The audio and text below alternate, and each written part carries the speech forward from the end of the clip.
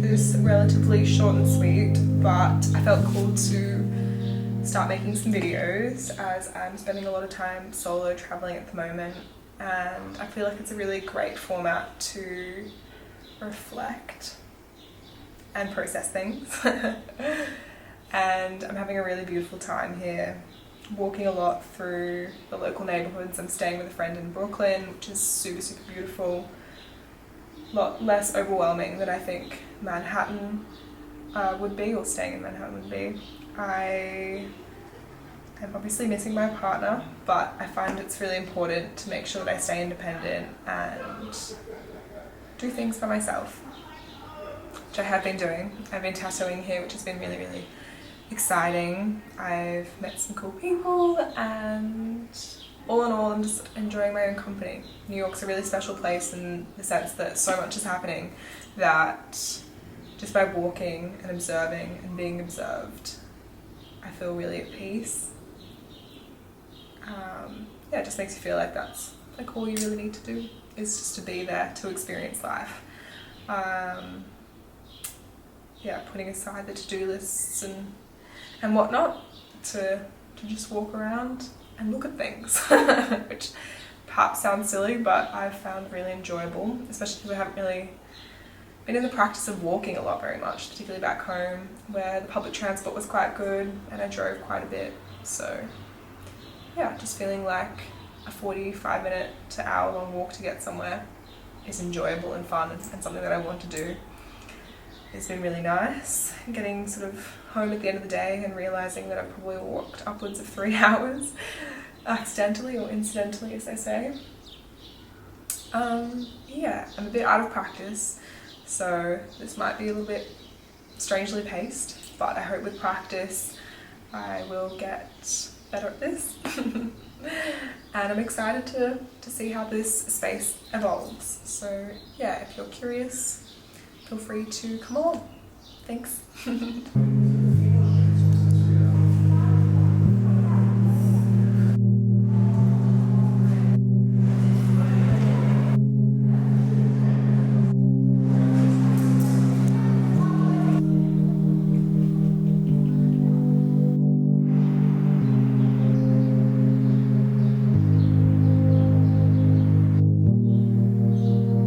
Yesterday, my good friend Shani and I went with her partner and her partner's dad to get our auras photographed, which I've been wanting to do for a while.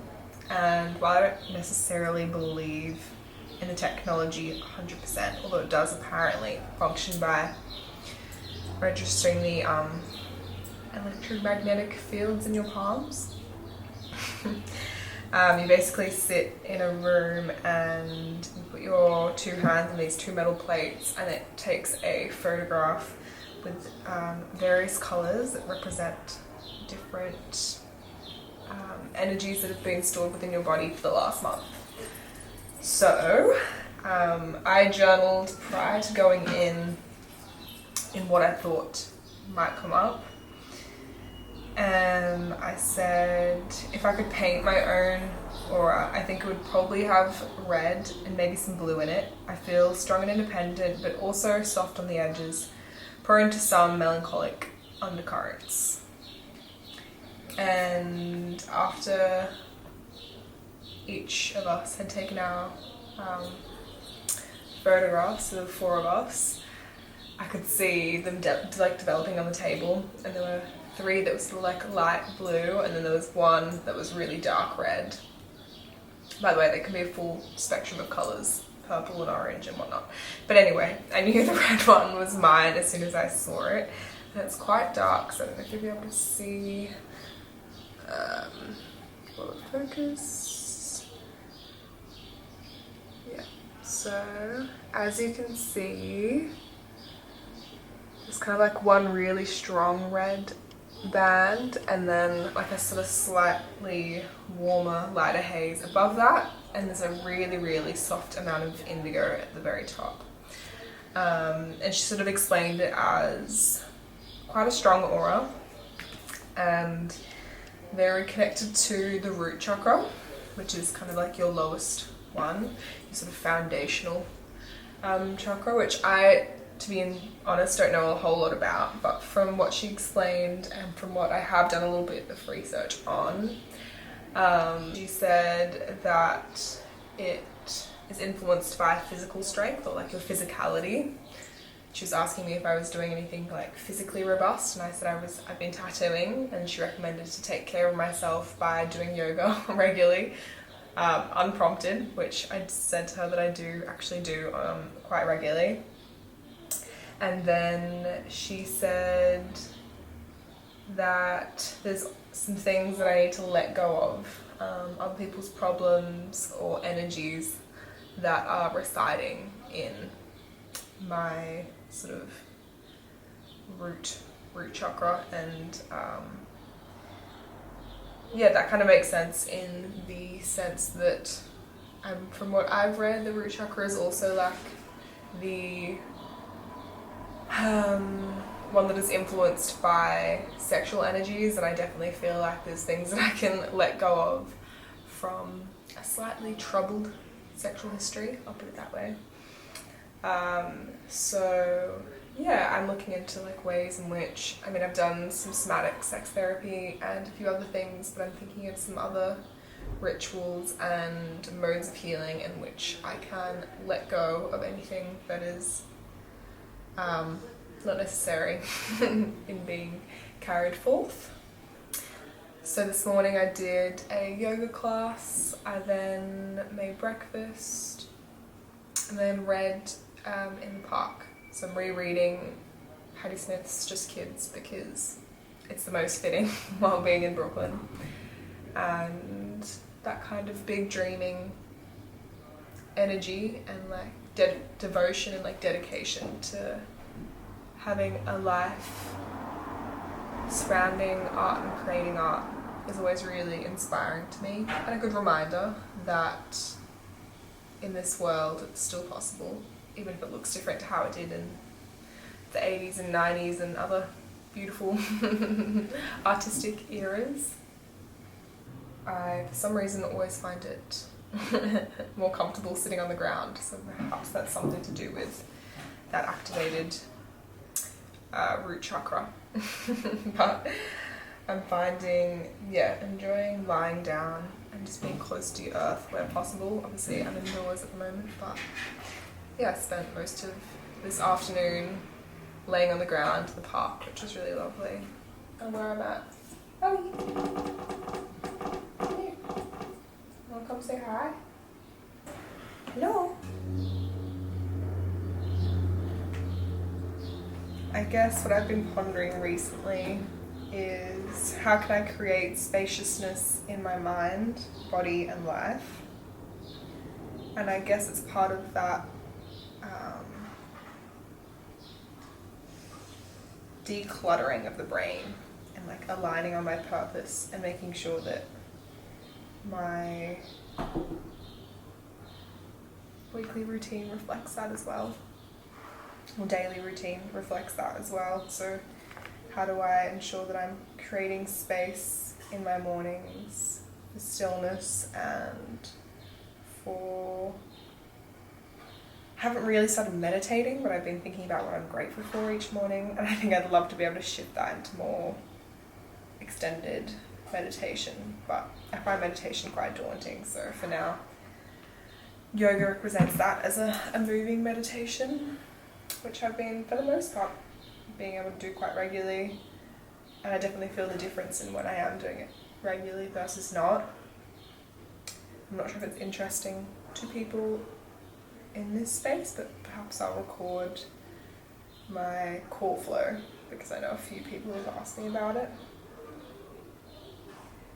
And yeah.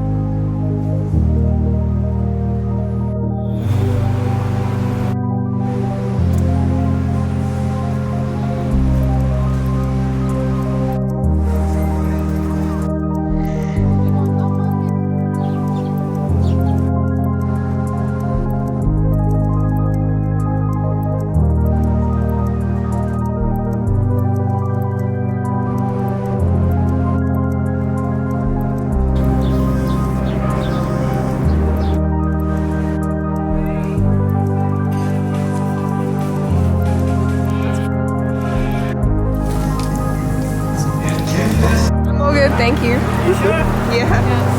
You guys enjoy. It's really good. Thank you.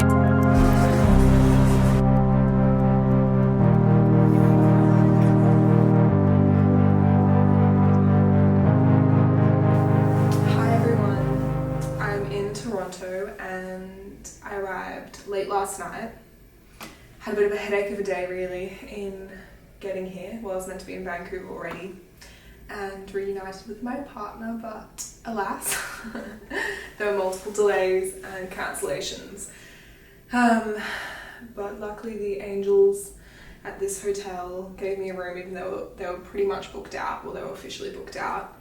And I was just like that exhausted that I was crying, and I think they just felt sorry for me and somehow sorted me out, which I was very, very grateful for. The woman at the counter said to me that I reminded her of her daughter, and that again also made me cry more. And she was saying that it was very brave of me to be moving overseas and that it is hard to be independent. But yeah, it just made me very grateful that the universe can take care of you in moments when you're least expecting it.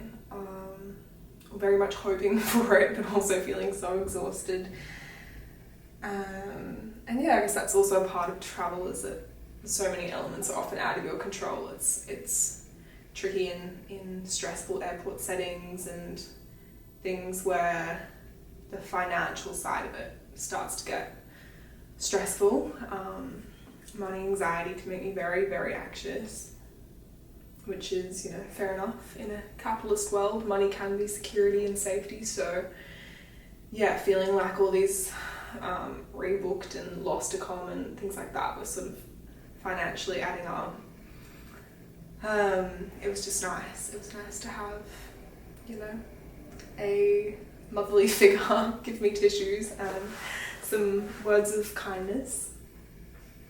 As did the floor manager, and yeah, I also had an old lady sit with me at the airport, one of my very long, I think I was at the airport for maybe 8 hours, maybe more, just sitting and waiting for my cancelled flight. And she came up to me and I was working on my computer and said, you look like you're working really hard, but I just wanted to say, be well, take care of your health, and really appreciate your youth. And that also made me want to tear up. I think, having these sort of like warm encounters with people is something that you really, really treasure when you're traveling and away from your support system. So yeah, I'm very much looking forward to arriving in Vancouver, even if it's at some ungodly hour tonight. Also very grateful for the privileges that I do have, because it always reminds me that, even the problems that I have, they're good problems to have, if that makes sense, or they're privileged problems to have, which I'm well aware of.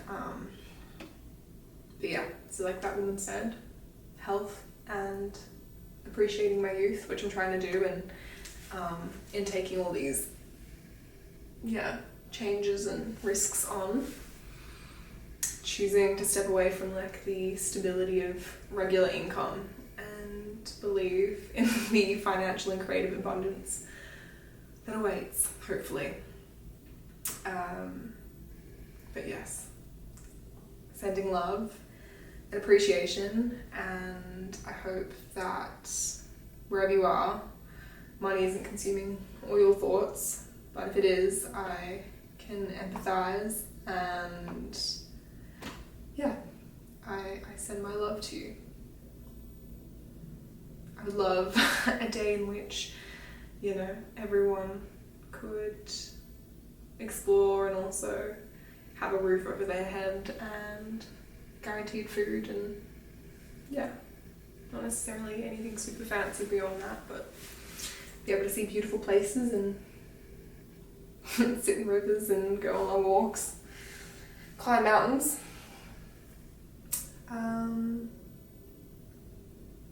And I guess in reflection, ending this sort of New York and Hawaii solo travel vlog, which I'm really, really, really glad that I did.